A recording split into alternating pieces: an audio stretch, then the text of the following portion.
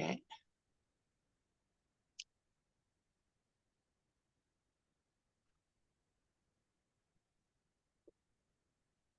Welcome, everybody. We have about 1 minute to the top of the hour. If you'd like to put in the chat box where you are located, that would be helpful to the speaker, just to get an idea of where in the world people are located. Hi, Joe, out in Florida.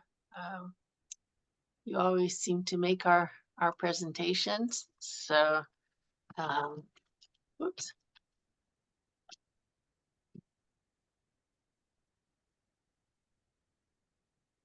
Okay.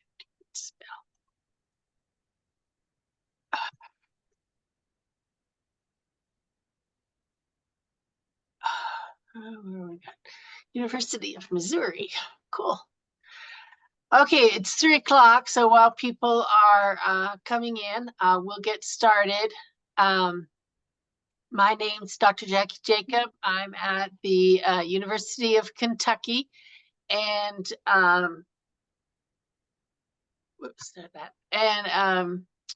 part of my 100% extension position is the coordination of the small and backyard flocks community of practice on e-extension for those outside of the United States, like Cranbrook, British Columbia. Been there from Vancouver.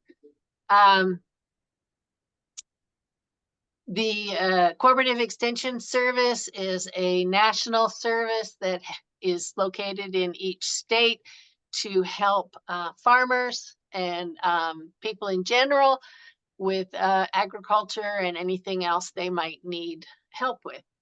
And ours is specifically related to the small and backyard flocks. And as part of that, we do these monthly webinars. We have done them for about 8 or 9 years now. They are all recorded. The recordings from past webinars are up on our website, which is, let me get the website up. So if you look there under webinars, you will find the recordings from past webinars.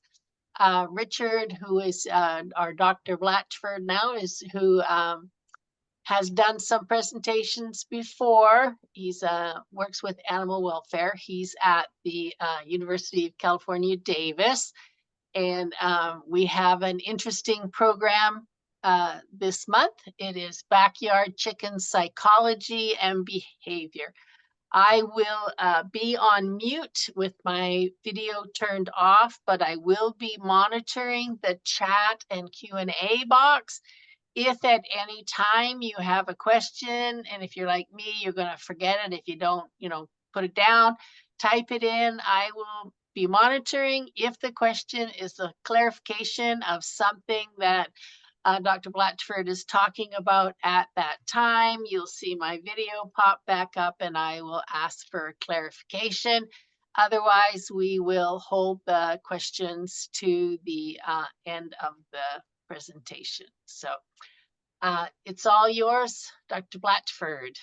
Great, thank you. Thank you everyone for coming. Looks like there's folks from across the country and internationally as well, so that's great. Today I'm going to talk to you about backyard chicken psychology and behavior. And psychology is kind of a weird word that some people don't fully understand when we use it in this way. And it's really, when I'm talking about psychology, I mean sort of trying to really understand the underpinnings of behavior and why the birds are doing what they're doing. So it's not really sort of the clinical psychology that we would think about with people, but trying to get at that from another way. Okay.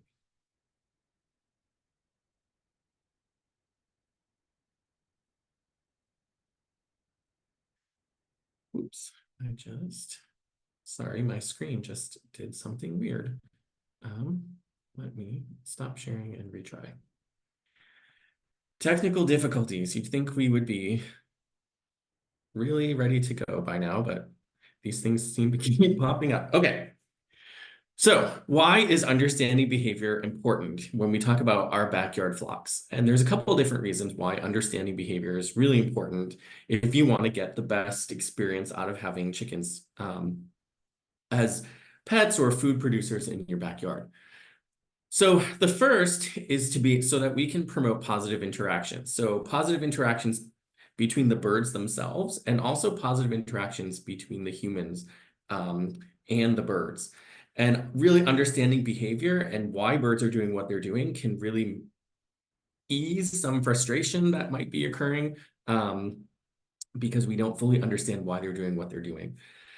Also, understanding behavior can help us decrease negative behavior. So if we know why the birds are doing some things that we would prefer them not to do, sometimes there are steps that we can take, and we'll talk about some of those during the talk today, to try to decrease that behavior or eliminate those behaviors. Properly manage nuisance behavior. So we'll talk a little bit about nesting. And sometimes people experience a daily Easter egg hunt because their birds don't like where they're supposed to lay. So we'll cover that. That's what I would consider a nuisance behavior. And then increase the overall experience of backyard flock owners. So not having to worry about things like aggression or finding injured birds or having frustrations really helps to enhance that experience you have. And a lot of people really enjoy having backyard flocks. They're really fascinating animals. Obviously, I'm a little biased in that because they are what I love and study, but they have a lot to offer. They're really good in terms of sort of more of a companion animal, and then they also produce a food product that we can easily access. So a great animal to have around. So first, I'm going to start by giving you an example. And this is about rooster crowing. So this video was taken at a poultry show. But I just want you to sort of listen to the sounds you hear and think about maybe if you have roosters or if you live in an area like I don't have chickens at home, but lots of people around me have chickens and a lot of people have roosters. So something that I hear a lot.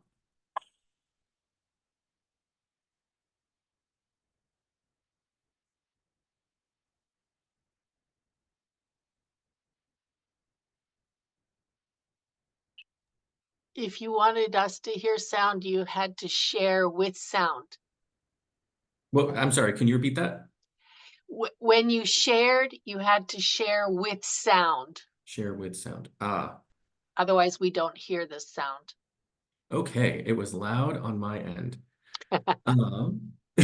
So let me see if I can do that. Apologies. Um, Aha, here we go.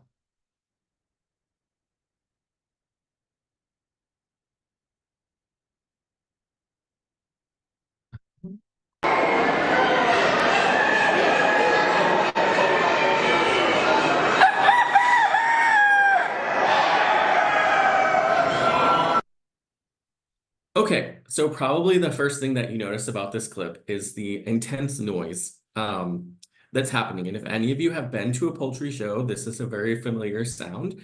You hear roosters crowing constantly all day long.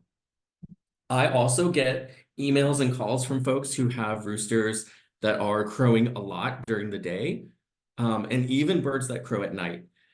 And really understanding why roosters crow is the key to managing this behavior. So it's a really good example of why understanding is important to fixing a problem.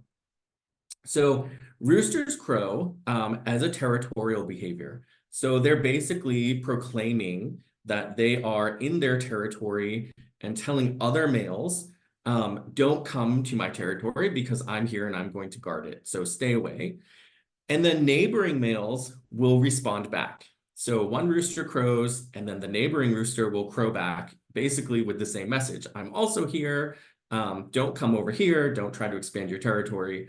This is my territory. And so we usually think about roosters crowing in the morning. And some people will say, well, the sun coming up stimulates them to crow. And that's actually not true. It just happens that the air in the morning is really conducive for sound to travel very far. And if you think about when you wake up in the morning, particularly probably this time of year when a lot of birds are coming back to their breeding grounds, what do you hear starting, if you're lucky, around 5 o'clock in the morning? If you're not lucky and you have a mockingbird that starts around 2 o'clock in the morning, like I do, then you get woken up very irritated. But you hear lots of birds calling in the morning, and it's referred to as the dawn chorus. And it's because of these air properties. So they've just adapted to singing during this time where their calls can travel very easily because the air is very still and calm. And so that's also applies to roosters. So you typically hear them proclaiming in the morning. It also serves as a way for them to let their neighbors know that they've survived the night, they didn't get predated or eaten by anything, and they're still there. Now, why do they call at weird times that's not in the morning? Because it's a territorial behavior, anytime that a male feels that his territory has been impinged on, so it could be something startles him, something seems new in his environment. So if you're in an urban area, if a loud car goes by your yard, your rooster may crow. If there's a new individual that he sees come into the yard, that will stimulate him to crow and show this territorial behavior. So he's really saying, this is my land, stay away. You don't know this because you're new. And so you get these weird times of day that you hear roosters crow. And again, if you have neighboring roosters, if they crow, he's going to respond back. So one of the things you can do if you have a rooster that crows, particularly in the middle of the night, look and see, is there something in the environment that's causing him to crow? I had some clients who contacted me and they had a rooster who was crowing approximately the same time in the middle of the night every night, and their neighbor was complaining. And it turned out that their neighbor actually had just installed a new floodlight, motion detector floodlight on their back porch. And when they were letting their dog out in the middle of the night, the light would turn on and it would cause the rooster to crow because it was something new in his environment. Worked it out with their neighbor so that the light didn't shine into their coop area anymore and the behavior subsided. So understanding why that rooster was doing that was really important to understanding what do you look for in the environment to help you solve that. So just a little bit of background with chickens. So we know they were probably domesticated in Asia somewhere around 10,000 years ago. So they've been domesticated for quite a while. But despite that length of time in being domesticated and being genetically selected, the behavior of modern day chickens is pretty much almost identical to wild ancestors. So domestication doesn't actually change the behavioral repertoire of a species. It just changes the threshold it takes to stimulate certain behaviors. So when we think about behavior of our backyard chickens, we have to think about, well, why would they have these behaviors in their wild ancestors? Why would they have developed? And here's a picture of some jungle fowl. And so all of our modern day chickens, we believe, are most likely derived from this type of bird. So let's talk about some positive behavior. Foraging is a really important behavior, and it's a behavior that birds are really highly motivated to do. And we can actually ask birds, chickens, how much do you want to perform a particular behavior? And we can do that with a couple different tests. And one of the ways that we do that is by seeing if we deprive them of the ability to perform a behavior, what happens when we give them that ability back? And if they're really motivated to perform a behavior, then you would expect when they get access to that availability to perform that behavior again, that they perform it a lot. And so that's called rebound behavior. Another way that we do this is by asking them, how much are you willing to work to get access to a particular resource or the ability to perform a behavior? And so with foraging, we can actually give them a weighted feed cup where they have to raise a particular amount of weight. We can ask them to push through a door to access and then weight the door so it gets harder and harder to do that. And we know that in terms of getting access to foraging substrate, so something that they can scratch through, they will perform a lot of work to be able to do that. So they will push through very heavy doors to do that. We can also ask them if you have the option of eating feed freely, so just an open bowl of feed, or a bowl of feed that you have to perform work to do, which one will you pick? And chickens almost always pick the bowl of feed that they have to do work for, even though they could easily just walk over and eat feed out of a bowl. And so that's because that's how behavior is really, really important. If you think about their wild ancestors, how do they get food? They get it through foraging, and they spend 80 to 90% of their time in a single day engaged in this behavior. And modern day chickens, if they have access to range, we know that they'll also spend approximately 80 to 85% of their time engaged in this foraging behavior. So it's really just the sort of seeking behavior for food items. So providing birds with something that they can do to do that behavior. So whether it's giving them access to your yard, giving them access to some material. So even if they're in a confined area, giving them access to some material that they can scratch through is really good because they really want to perform that behavior. And when you don't allow them to perform a behavior that's really highly motivated, you can cause issues and nuisance behaviors and even negative behaviors like aggression in the flock. Perching is also a really important behavior to think about. And this can also be a nuisance behavior when they don't do what you want them to do and perch where you want them to perch. So jungle fowl, obviously everything in the jungle likes to eat jungle fowl. Everything everywhere likes to eat chicken. And so one of the ways that they protect themselves at night is to go up into trees and perch in trees. It protects them from terrestrial predators, and then they also get a better view of any sort of aerial predator like an owl that might be looking at them as a tasty midnight snack.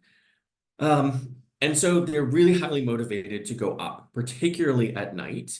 And we see that in our modern day chickens as well. And so providing them with a perch area is really important.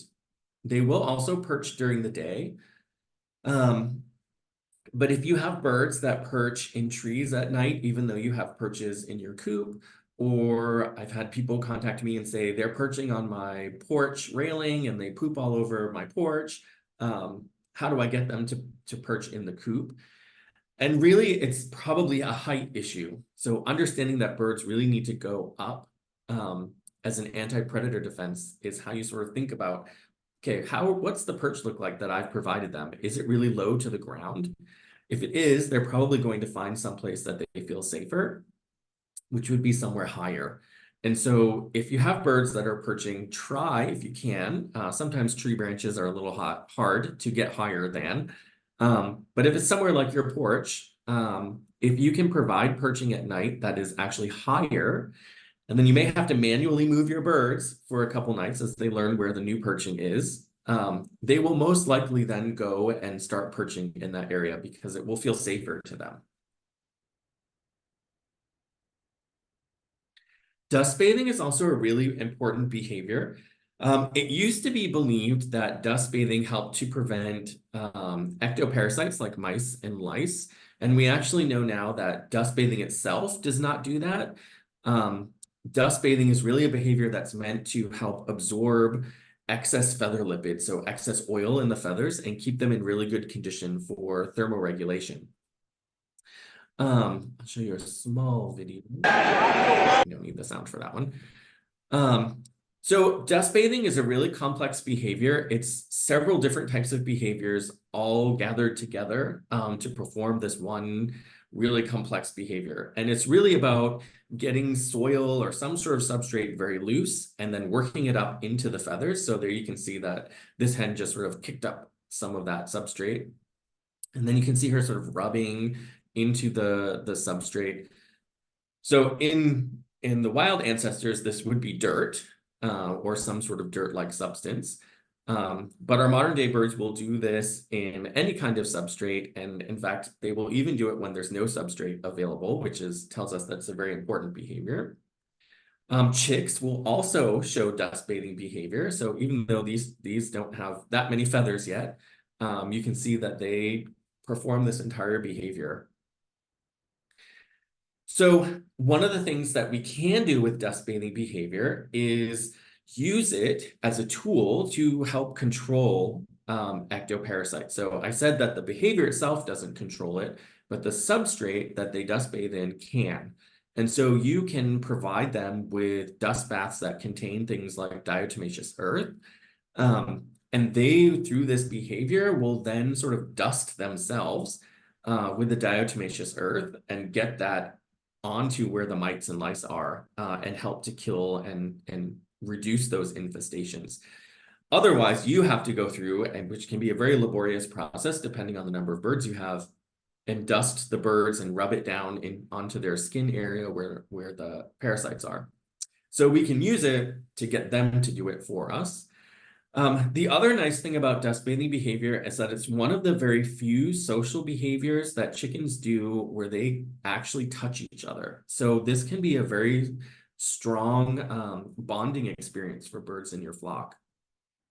Typically, and we'll talk about aggression in a few slides, touching with chickens means getting pecked. And so usually it's associated with social order or a negative experience, but this is one case because it's a very social behavior where the birds will sit down with each other and do this sort of behavior. So good bonding experience. Nesting is a tricky behavior, and it's one that we have a lot of problems with, and we even have problems with this in commercial production as well. And so here I have a picture of a jungle fowl nest, which is probably at the base of a tree. You can see that these eggs are sort of tucked into this root area with some leaves around it. Very dark, very concealed. And so because chickens are ground nesters, there are a lot of predators that potentially could eat their eggs. And so they want to hide them away so that the nest can't be found. And so they have these very covered areas. Our modern day chickens, which you can see a nest of next to this, they also have a very rudimentary type of nest. So they have basically a small scrape. And in this case, we have some hay or straw that was provided to them to make a little nest with. But it's not elaborate. It's just sort of a shallowed out area. They lay their eggs. And they still want to have a very concealed place to lay their eggs. That drive to sort of hide their eggs is really important. And so that sort of dictates what nesting areas should look like and or what hens look for when they want to select a nest area. So a lot of times we have very open nests that we provide hens. So you might have a small box that's open on the top. The hen can go in. There's some wood shavings or straw, and they can make their little nest and lay their egg. And they actually don't really like those because they don't feel covered. They don't feel secluded. And you may find that they are looking or laying eggs on the floor of your coop in a corner. And that's because that corner provides them with some shelter or perceived shelter. And probably it's a darker area for them to lay their eggs. So you really want to think about if you find hens who are not using your nesting areas that you have given them, what does your nest area that you provided look like compared to where you find that she's laying eggs? And you can sort of then modify your nesting area to maybe include components of that space. So if it's a darker space, try to think, is there a way that I can make this nesting area a little bit darker? Can I add curtains? Do I need to add a roof or higher sides so that she feels a little bit more covered and a little bit more secluded? And oftentimes if you do that, she will go back to laying in that nest area.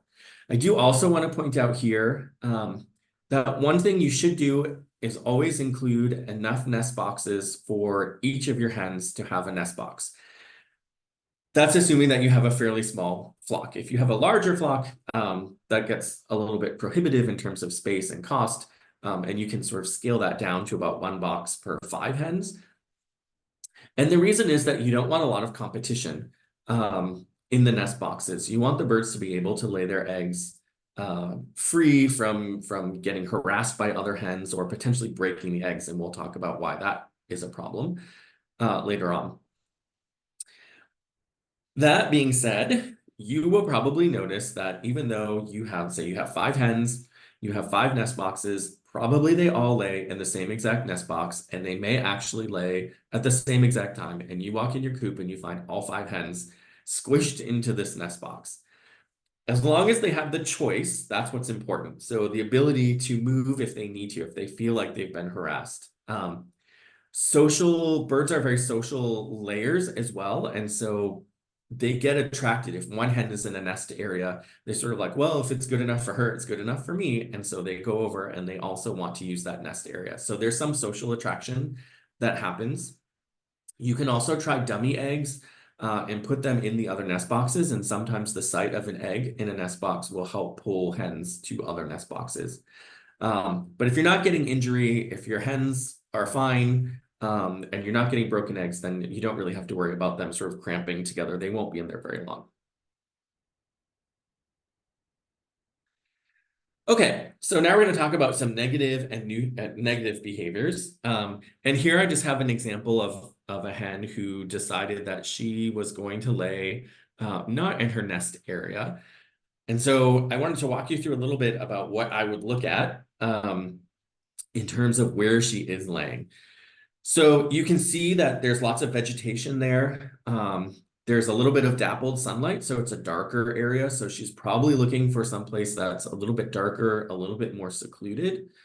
And then you can see that there are things that are above her eye level. So not only are there plants, but it looks like there's some plant pots, the side of this container that she's sitting in, and then the height of the plants themselves. And they're pretty woody plants, so they're pretty thick and provide some substantial cover.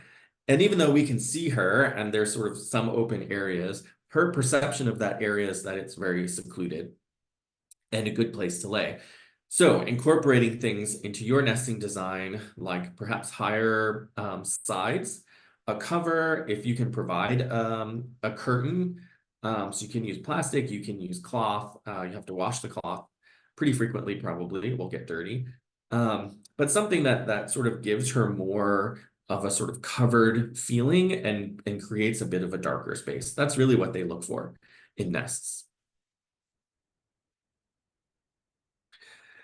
Okay, so aggression is something that I get asked about all the time. And that birds are being aggressive with each other, and how do you stop them from being aggressive with each other? So there are 2 considerations we have to think about when we think about aggression. So the first is social formation. So chickens form a very strict social hierarchy, and I'll explain how that works. And there's aggression that's involved in that. And then we also have to think a bit about history of the birds and their history through domestication. And there's some hints in there as to why birds might be aggressive. So I have a little video here. Sound for that. So these are pullets, so young birds who were recently introduced to each other in a floor system. And so you can see that there's some aggression and aggressive interactions happening. And what's happening here is that these birds are trying to work out a social order or a social hierarchy. And so you can see there's this one hen who's pretty aggressive, so she's probably a very dominant individual, and they all sort of stay away from her. And the few that dare to go into her circle of space get pecked at and chased. So typically what you see when we talk about social structure is you have these paired relationships within a flock. So you have one bird that's dominant and one bird that's subordinate. And all of your birds will have this relationship with every other bird within your flock. And so when you chain all those paired relationships together, you get something called a dominance hierarchy or the social structure. And the way that they develop this is usually by one bird will peck the back of the head of another bird. And hence that's how we get the term the pecking order. And so you saw some examples of that here. You also may have noticed some birds around this very aggressive bird who were sort of sitting down. They weren't really standing upright. They were sort of hunched over. They had their heads really low. They weren't really moving. And that's a very subordinate behavior. So basically, she's signaling, I'm not going to challenge you. I know that you're more dominant than I am. So please don't come and peck me. And so when birds are creating their social hierarchy, there is a heightened level of aggression. There just necessarily has to be, because that's the way that they determine how they fall out in these pairings. And so some aggression, particularly when you're introducing new birds, is always to be expected. They have to be able to work out that social structure. And when you introduce new birds to a flock, sometimes the entire stable social structure can be disrupted. And then all of the birds end up trying to rework their social structure. And in those scenarios, hens can move up and down that social structure chain. It sort of depends on where they are in their life stages, who the birds are that are perhaps coming in, or maybe you had some birds that died and left holes in the social structure. So all of those things can sort of combine to cause these heightened levels of aggression. One thing that you want to do is allow them to be moderately aggressive with each other. And this is a bit of a tricky area because they can get very, very aggressive and they can actually kill each other during these socialization events. So you always want to do this supervised so that if there is something that happens, really large scale aggression, you're there to sort of break it up and separate the birds before major injury or death can occur. So one of the things that you want to think about is how you introduce birds together. And so oftentimes if you have groups of birds that you want to put together, that can help buffer some of this aggression. So a group of newer birds, they're probably going to stay off to the side for a while and they have this more gradual introduction. There'll be some aggression, some chasing back and forth, but usually they stay away from each other. And you can provide things for them like places to hide to get away from the more aggressive birds if you need to do that. Other things you can do, introduce them very slowly. So give them visual access to each other where they can sort of get used to seeing each other. And the old sort of flock, the original flock kind of gets to know, okay, we sort of know these birds already before you actually introduce them physically. And then you can also give them like a fence between them where they can actually interact to some degree, but through that fence. And then sometimes they can work out a bit of that major aggression without really being able to do major injury before you actually introduce them together. So you need to allow for some aggression, but you don't want aggression that leads to injury. So if you notice any aggression where perhaps a bird's getting injured or really getting harassed so that she becomes very stressed and is afraid to come out and eat or drink, that's when you really want to intervene, and you may have to remove the birds and try another socialization if that's the case. So that's social structure. The other thing I said that we need to think about is history. And so one of the sort of more interesting parts of poultry domestication was the time of the Roman Empire. And the Romans were the first civilization that we know about that developed chickens as agricultural breeds. So they had chickens that were selected to lay eggs and selected to be meat, very similar to what we have now.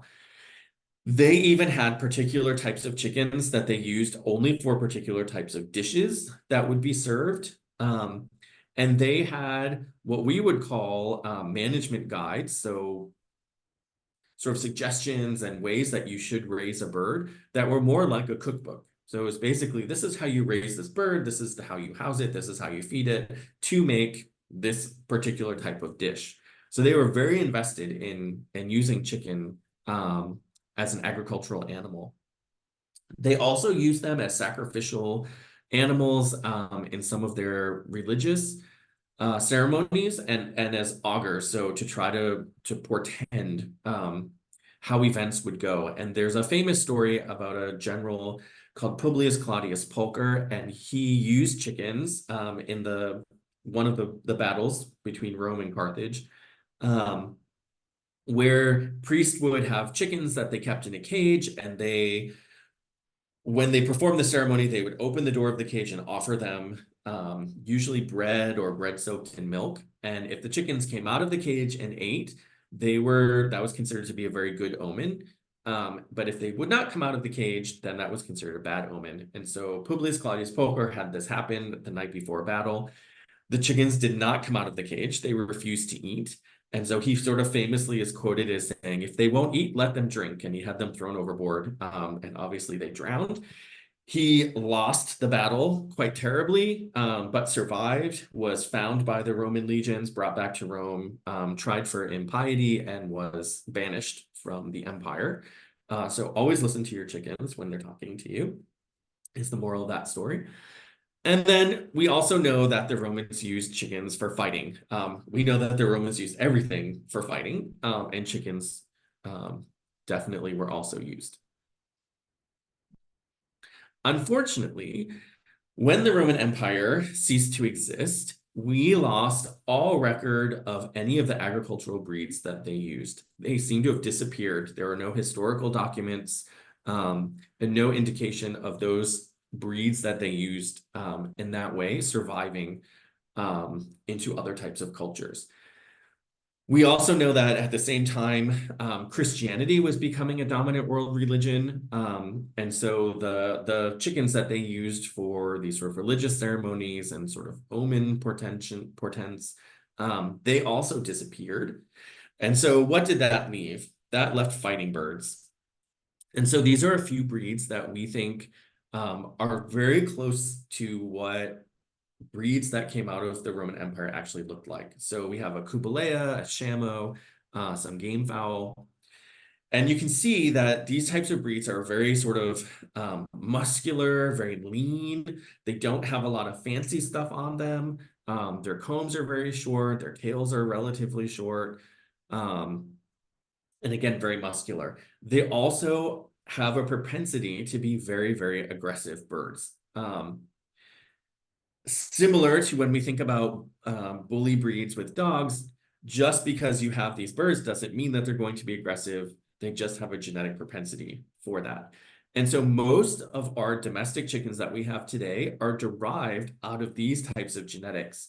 And we can actually trace back aggression problems in our modern day laying hens that we see commercially back to these types of genetics that they inherited.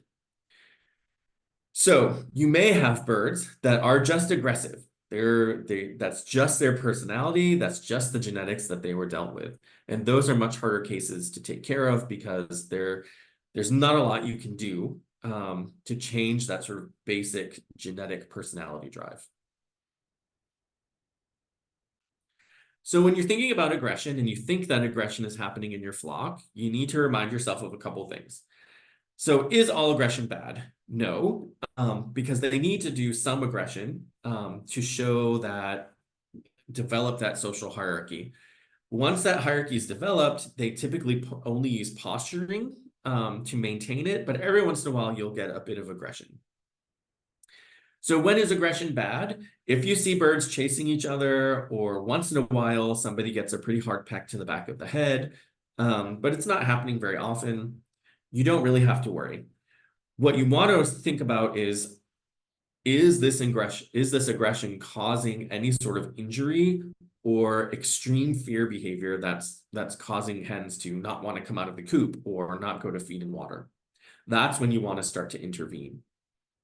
And then can aggression be reduced? And the answer is usually yes, unless we're talking about birds who have that sort of genetic propensity. So one of the ways that you can reduce aggression, which is actually pretty effective, is by providing some enrichment for the birds. Because aggression with chickens is a sort of head-beak related behavior, if you can get them to redirect their head and beak into another type of behavior that's positive, you can reduce aggression because they can't do both at the same time. So giving them something like a hay or a straw bale, you do not have to do anything to it. You just put the entire bale into their pen or your yard. They will pull every single piece of that apart. They love doing that. So the good thing about that is that you can then give them something else to do. So they get really interested in engaging in that more foraging type behavior. The bad news is that sometimes you can accidentally increase aggression when you add these types of things. Because you may have a bird, one of those birds that's very dominant and very aggressive. That's their personality, and they may decide that this is something that they want for themselves. And so they perform guarding behavior, and they will chase and attack any bird that will try to come and use that.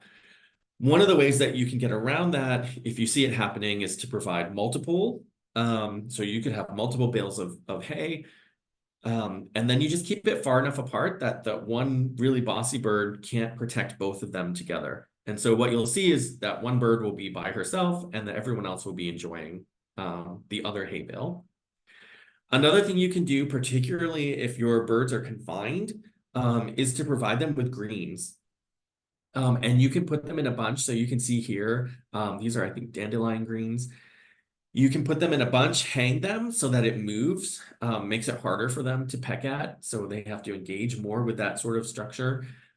They really like greens. It's good for them.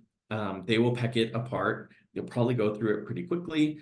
And again, same thing, you want to watch out for any birds that are being very protective of this resource. And then if you see that, you can provide other more than one of those at a time.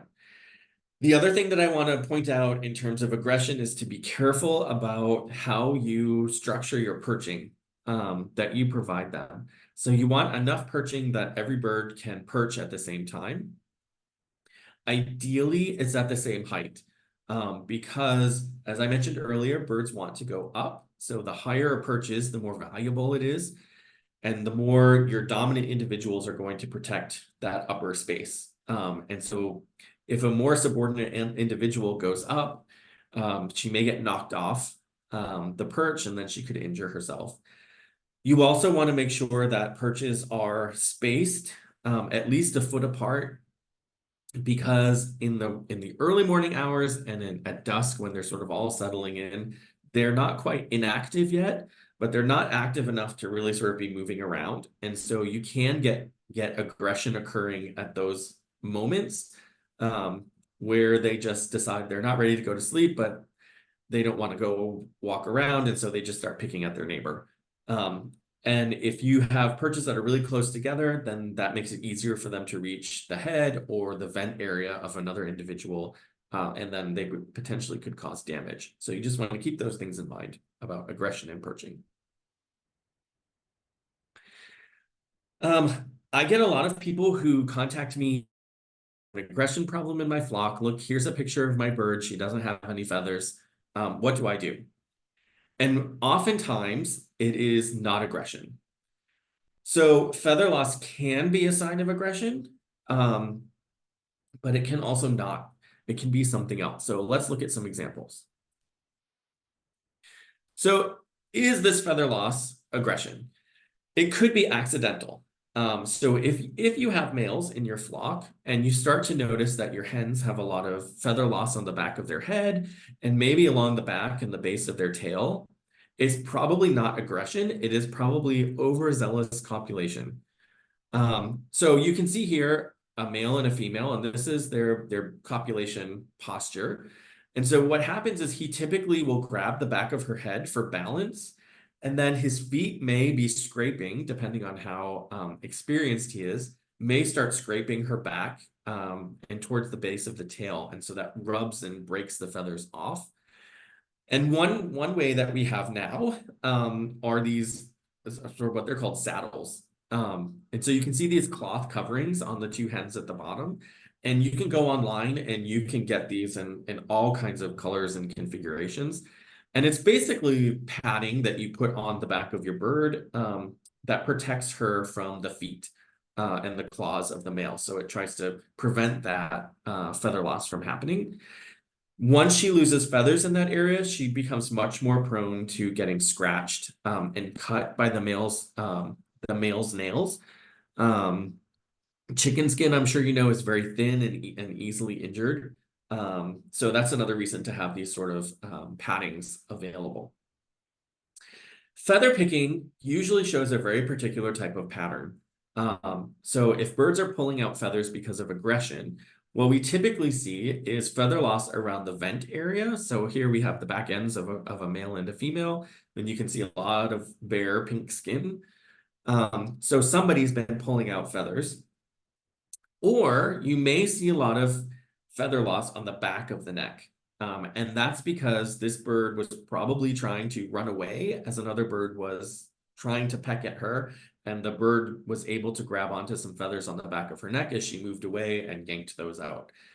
So those types of feather pattern loss that we see, that would clue me into thinking probably there's aggression happening.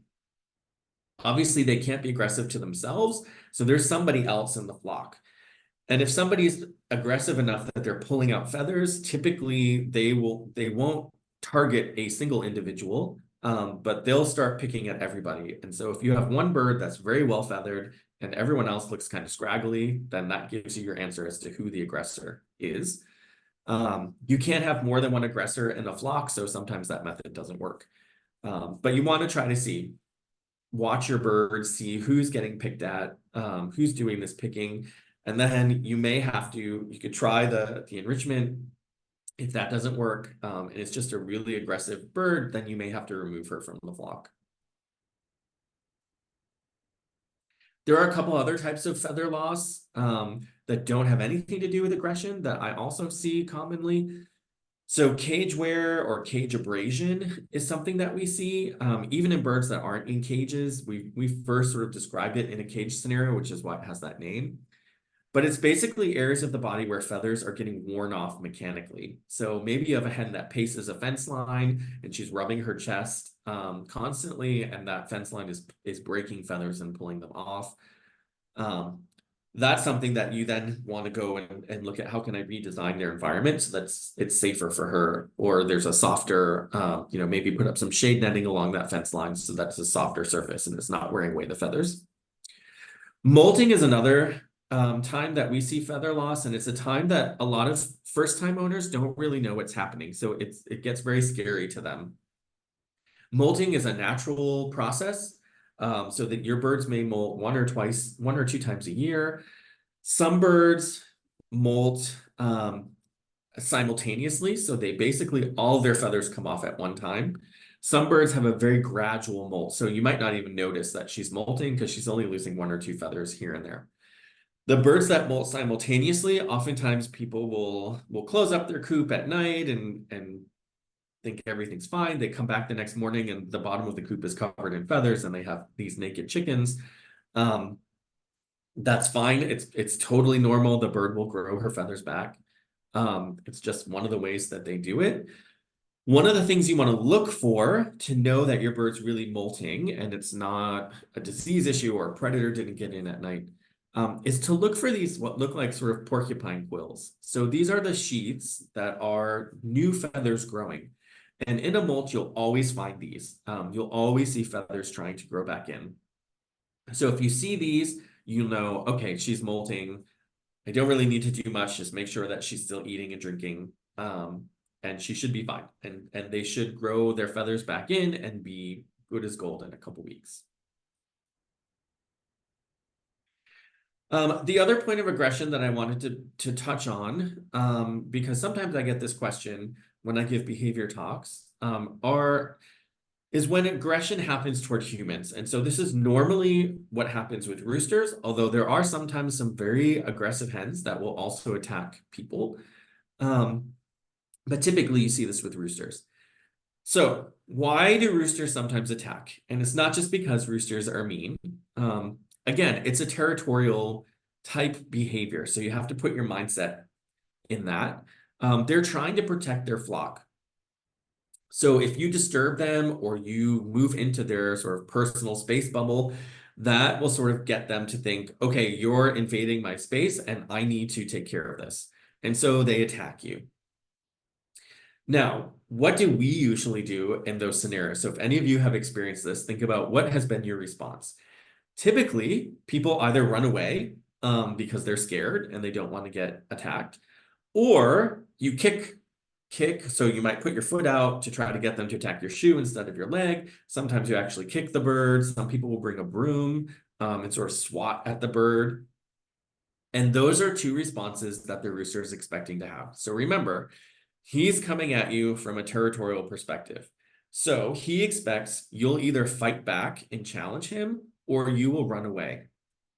If you run away, unfortunately, he wins. So you can also think of this in a sort of social hierarchy kind of way.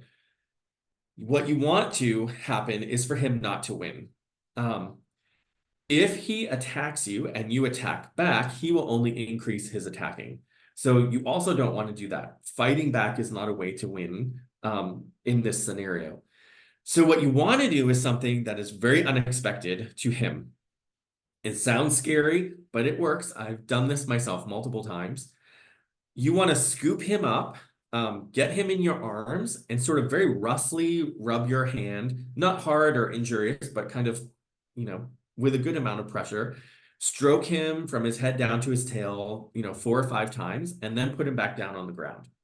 And usually what happens is that they kind of get this weird look in their face and kind of look around and they're sort of like, I don't really get what just happened. What's going on? And then they kind of wander off. What you want to do is hold your ground until he's left and no longer interested in you. Then you win. You've won that interaction. And if you have social history with a bird that's very aggressive, meaning that bird has attacked you many times and has been in this sort of winning scenario, it's going to take a while before you become the sort of standard winner. You have to overcome all of that social history of him thinking, well, I'm really dominant to you, so I'm just going to get you to go away. Sometimes this means you have to be willing to be at a standoff with him.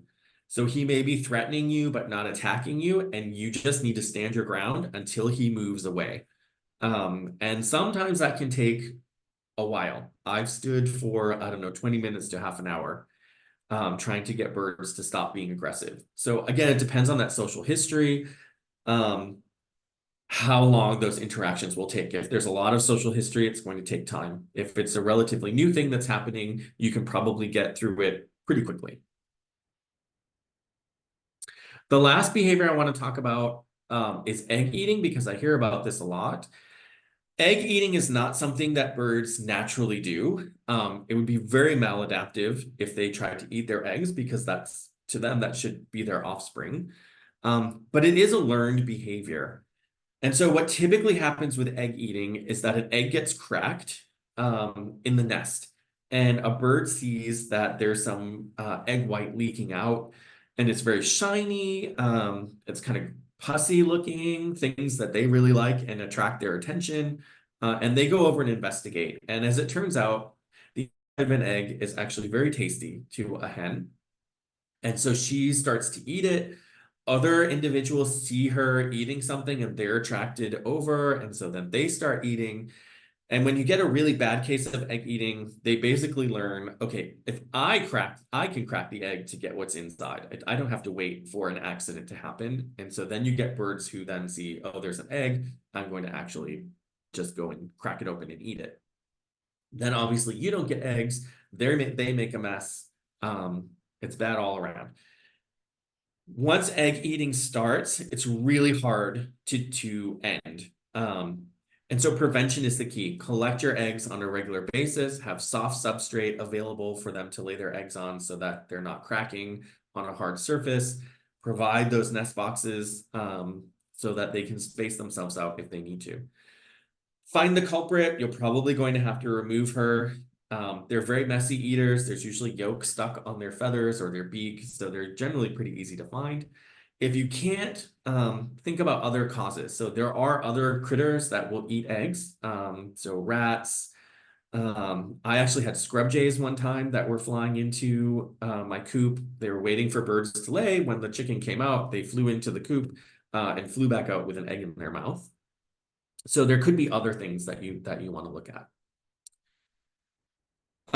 Okay, so to conclude and make sure we have a bit of time for questions, you really want to try to increase positive behavior. So really understanding what birds want to do and why they want to do it, and giving them the opportunities to do these sort of positive behaviors like foraging, dust bathing, and perching, decrease negative behavior, and really knowing your chicken. So spend some time watching them, learn what their normal behavior is like, some of their personalities, because that's really going to give you a super experience as an owner.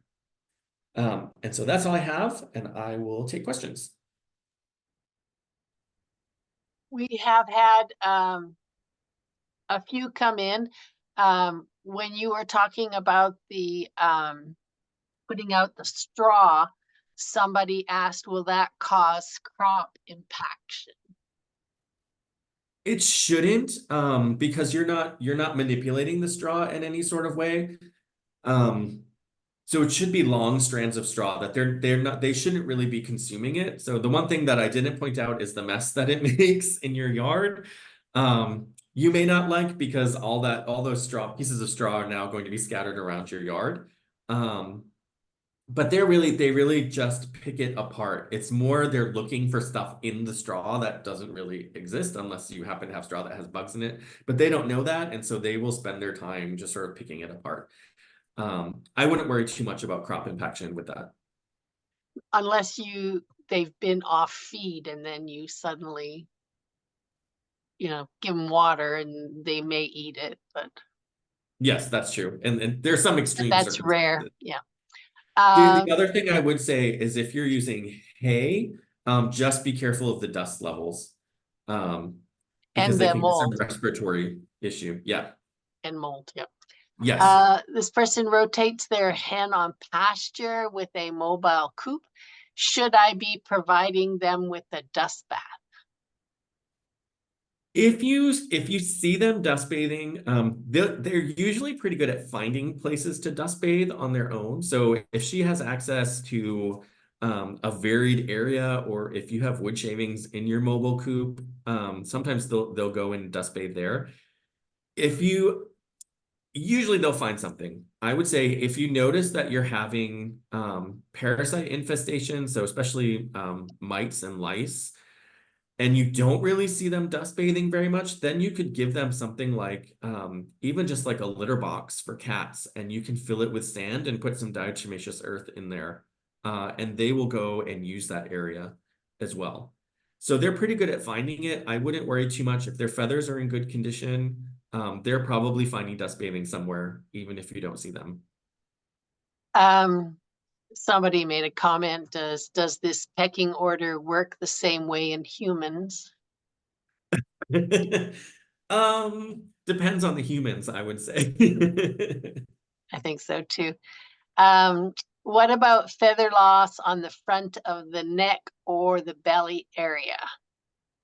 Yeah, so that's normally an indication of that cage abrasion, or just there's some sort of mechanical wearing of the feathers in that area. It's not really an area that birds tend to target if they're being aggressive.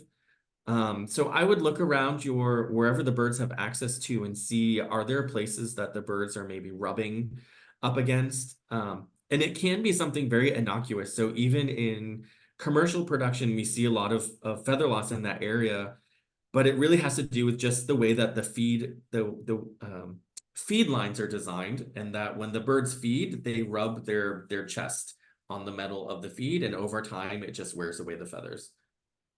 Do roosters molt? Yes, they will molt exactly the same as the hens.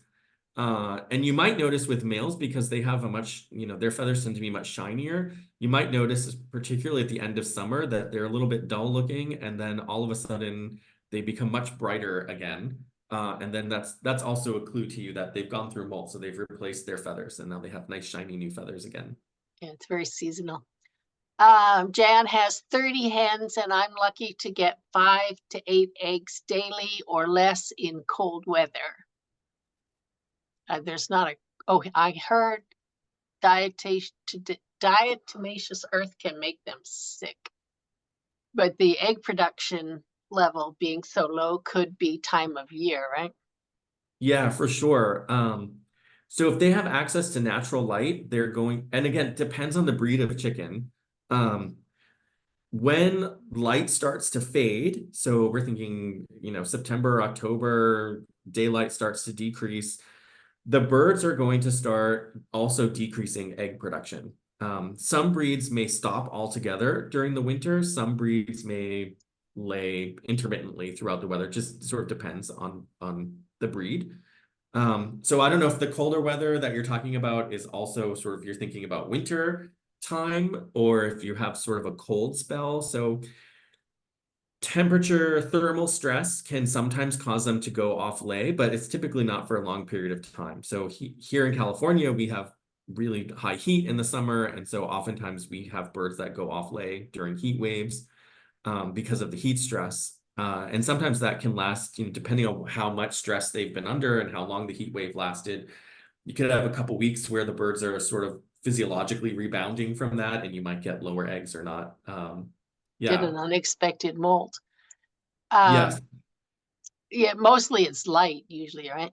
Or Yes. improper nutrition. Yes, And that will do then it too. they said something about diatomaceous earth making chickens sick. Can that happen? Yeah, so that's something I hear a lot about, and I have never had any experience with birds getting sick from diatomaceous earth. There are two kinds. So there's a kind that you can use that's developed for like pool filters. You don't want that kind. There's a food grade type of diatomaceous earth that you can buy. That's the kind you want to use. And actually, I have met people who eat diatomaceous earth. Um, I I don't. It doesn't seem very appetizing to me to do that, but they think it helps keep their digestive system clear of parasites, and I don't know Gives what. them diarrhea and they clear themselves out. I think the main issue with diatomaceous earth is in the handling and using it in dusting and the respiratory issues because it is abrasive. So Yes, yes, if you they inhale definitely. it, Yes, and if you're applying diatomaceous earth so that it's very airborne, you want to make sure that you're wearing a mask, or some a bandana or something so that you're not breathing it in because it can get pretty deep into your lungs. but if it can do that to you, it can do it to the chickens too. Yeah. Birgit says she has chickens that are 6 weeks old and they haven't learned to use their nipple drinker indoors. They wait until they go out drinking. They show no interest when I show them the water dripping out. Yeah, Showing so water is not good enough. You got to stick that beak in there. yes, their chickens are really amazingly well adapted to using nipple waters. Surprisingly, because it's a very different type of drinking from their normal drinking behavior. But they are really attracted to that shiny, there's a little bit of water dripping out and it's on the metal nipple. So that shiny gets them attracted. And usually then they'll peck at it because that's how they do most of their exploration. Um, and then they discover, oh, there's water here. And then they sort of learn if I peck this, water comes out. Um, But also the height too. the They have height has to be important. Yes. So they have to be able to reach. You don't want them reaching vertically up, but they need to sort of reach upwards so they can sort of, this sort of try to get on this kind of this eye angle level. kind of area. So check the height. You'll have to raise it as the birds get bigger. One other thing you could try is to put a cup underneath the nipple. So they make these little cups that attach to the water line underneath the nipple. And so as it's dripping, it catches a bit of that water. And that might help attract them over and get them to see like, oh, there really is water here. And then they start using the nipple Yeah. that way. We So usually you find could that try those. the chicks learn easier if you put the beak right onto it and let them get the water, and they Yeah, so usually same learn as if pretty you're quickly. dipping their beaks into a bowl of water to get them to see there's water here. So you can do that with the nipple. So you can try that as well.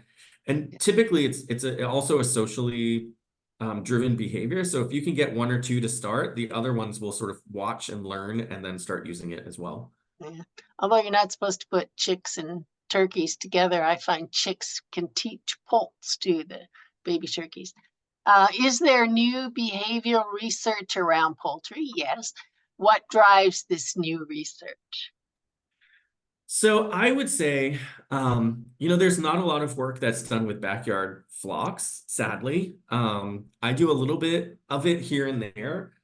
Um, Most of the sort of behavioral research with poultry is done on commercial scale, and I would say that um, changes in housing has really driven behavioral research in laying hens. As we move into very complex types of cage-free production systems that are becoming more and more popular in the US, understanding how the birds utilize those systems and reducing some injuries that they sometimes get has been very popular. Animal welfare is always a Yes. big thing. Well, they all moved. Okay, how to stop a broody hen from being broody? So really what you want to do is take away the stimulus. So they get what we call brood patch, which helps, they'll sometimes lose some feathers on their breast area, and that helps transfer body heat to the eggs. But that also is a tactile stimulus that will start hormonal differences in the bird and really not cause broodiness, but reinforce the broody type of behavior. And so removing her from any of that sort of tactile stimulus is really important. Sometimes you can do it by just interrupting her frequently through the day. So get her off the nest, put her outside. And after a few days, she sort of learns, okay, I'm not really nesting anymore. My nest has failed. I'm gonna move on. Birds like silkies, we know, are super broody birds. In fact, sometimes they die because they don't get off the nest to eat or drink. That's how broody they are. They're going to be much harder. And so um, you can cage a bird, for example, temporarily, so that she has no access to anything that's going to be like a nest substrate. So maybe for about 4 or 5 days. And then usually that's enough to break her from being broody. Other people have tried, I've heard, like, this is anecdotal, so take this as you will, who have had birds in really hot periods of the year that have been very broody, aren't getting off the nest, and they've basically taken a bucket of cold water and quickly dunk her into the cold water, and I'm assuming it's like a shock type of situation, and it helps drive her off of being broody. So several people have told me that works. Obviously, you don't want to put the bird's head under the water if you're doing that, and you don't want to keep her submerged in the water, and make sure that she can dry off by the time the temperatures go down at night, so that she doesn't get sick. Yeah, I've heard that too. Yeah, but it's really, you want to do something to disrupt that tactile stimulation. IB says that being an easy prey, why are hens telling everyone pretty loudly that they just laid an egg? That is a question I ask myself all the time. Like, I that do seems too. so maladaptive. That here's my nest, come and get it. Yeah, that's an enigma to me. I don't know why hens do that particular behavior. It doesn't seem like a very adaptive behavior. No, I don't understand that one either. How can one encourage the lowest of the pecking order to become a bit more brave and not always running away when another chicken comes near her? Yeah, that one's a hard one. Sometimes you just get, again, it's a personality issue. So some flocks you have, everybody's sort of fine where they are. Some flocks you get these individuals who are really low in the pecking order that are just stressed constantly and very fearful. The best thing I can offer there is to provide them with some sort of environment where they have a little bit more control. So provide them with a separate feed and waterer maybe, so that they can feel like they can go feed and drink without being harassed. Keeping them separated from individuals that are maybe really aggressive towards her. Maybe the sort of next hen up in line is not quite as aggressive. And she can tolerate hanging around with her for a bit. And sometimes you can get them to raise their confidence in that way. One interesting fact with introducing new birds is that sometimes it's those birds who are really low and very stressed who can be the most aggressive to newer individuals. So you have to watch. There's sometimes we think, oh, they're going to be fine. They won't even go near them. But sometimes they get very, very aggressive. It's a new one to put at the bottom of the pecking order. Exactly. Natalia says, thanks, Richard. How to correct egg eating? Yeah, it's almost not correctable. There are some things you can try. The problem is, in order to correct egg eating, you would want to remove the hen from eggs for some period of time so that that behavior no longer exists in her behavioral repertoire. The problem, though, is that she lays her own eggs. And so you can't really separate her from eggs because she's going to lay and then she's going to eat that egg. So you can try things. People will sometimes put ping pong balls in or wooden eggs so that the bird is pecking and pecking and pecking and nothing happens. Again, eventually she's going to lay her own egg and eat that unless you can figure out when she's going to lay and collect it before she does that. So that behavior, although you might start what we call extinguishing it or decreasing that behavior, it sort of gets reborn in the hen. That's not the right word I'm looking for, but because as soon as she lays her own egg and breaks it, that behavior is back. And all that work you did before doesn't work. Yeah. Joe Walter from Florida says you can correct egg eating by eating the hen. Yes, that is one way. Hard to do it if it's your pet, though. Yes. Ray Stevens has been raising game fowl for 40 years and have had more pecking death for eating rear ends out or eating wings and peck them to death. Using styrofoam helps but does not stop. I don't know how you'd use the styrofoam to stop the pecking death. Yeah, it's hard. Again, gamefowl are one of those birds that just sort of genetically are predisposed to aggression. Yeah, I mean, providing them with ample opportunity to do other things would be what I would say to try first. And it could just be, your genetic line is maybe just needs to be reworked. Why do my hen chickens peck at my hen turkey? Yeah, I don't know if you're talking about as chicks or adults. They're going to, regardless of species, they're going to adopt whoever they're spending time with into their social structure. So backyard chickens will even adopt us humans into their social structure. If you're Or the spending a lot of dog? time with them. Yes, or the dog. I actually had silkies that terrorized two black labs and would chase them out of their food bowl and eat all their food on them. And they're these tiny little silkies. So if you have right, you would think if we're talking about adults that you have this big turkey and these smaller chickens that the turkey wouldn't be bothered. But again, it all depends on where they fall within that social structure. And so I'm assuming that your hens feel much more dominant And the to the turkeys. turkey. Yeah. And that they're just doing what they do. Yeah. Birgit says, thanks, a very good talk. And we are over time. It is 4:12.